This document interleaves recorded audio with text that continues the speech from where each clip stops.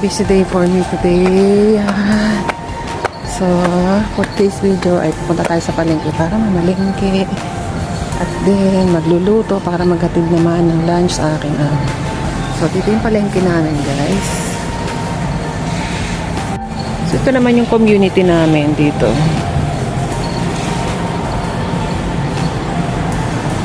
Mga naglilinis ng flooring.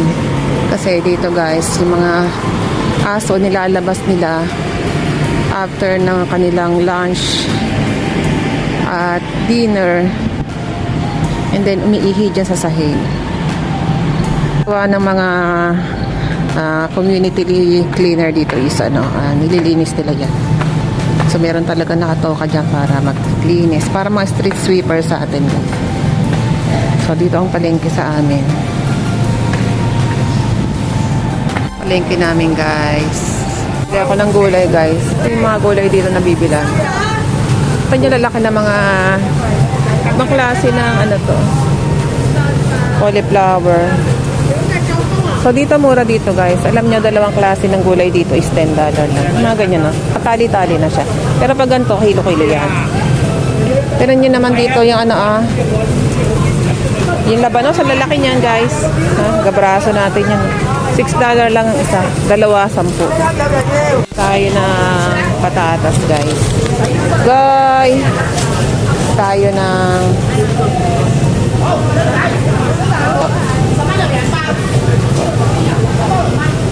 ito. Ay.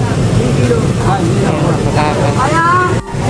Kami may bili dito sa amin, guys, Kanya, mga guys, kanya, mga fresh talaga yung mga seafood namin dito. Guys, kasi kailangan ko mag chicken curry. Pili namin ng frozen.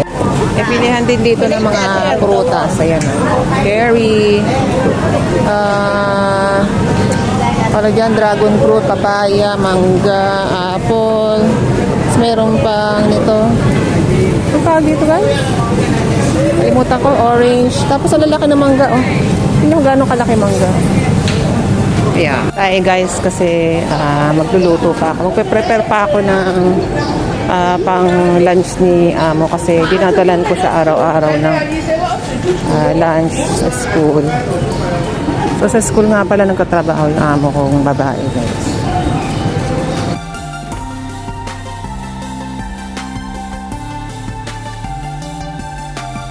So, from Monday to Friday, ganito yung aking sistema or flow ng trabaho.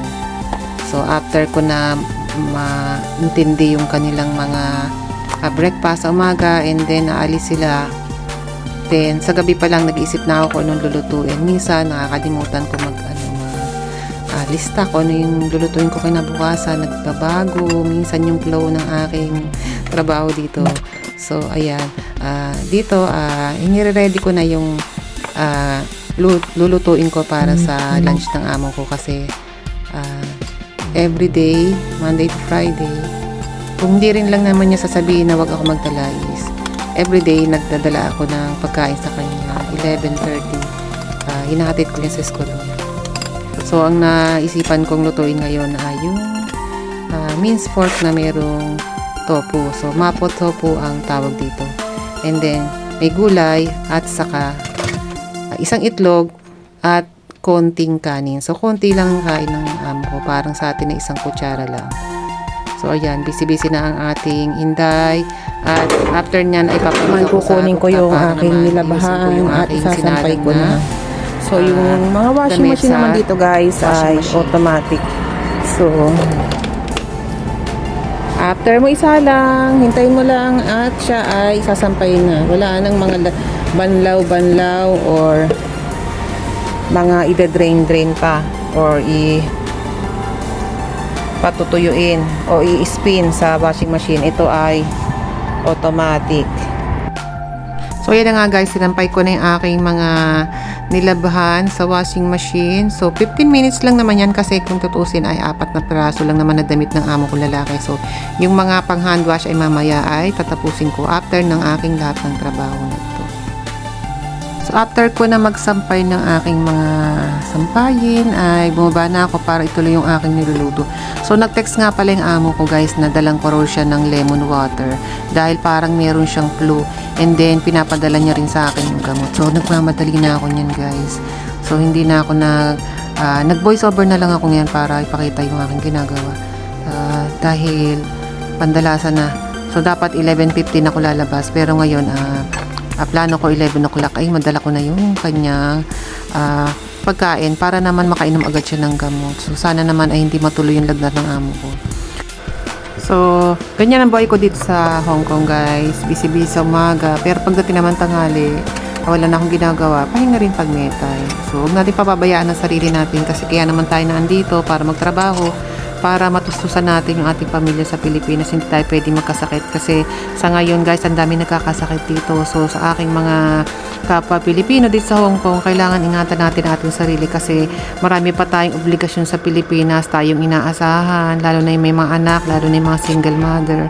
So, katulad ko, so kailangan ingatan natin yung sarili natin, hindi tayo dapat magkasakit. Lalo na ngayon, taglamig dito guys, kailangan ay laging malakas ang ating immune, matulog na maaga at uminom ng mga vitamins at kumain din ng mga masustansyang gulay at prutas. So, mura naman dito yun guys. Kaya naman, pwede nyo i-enjoy yung mga pagkain dito katulad nun. Unlike sa Pilipinas, sobrang mahal ang mga bilihin. So, yun lang guys. Salamat ulit sa inyong panonood. Sana i-like nyo yung aking video. Mag-comment din kayo. And then, meron pa nga akong YouTube channel, It's Hazel Channel. Pakipollow nyo naman ako o subscribe doon sa aking channel. Bye!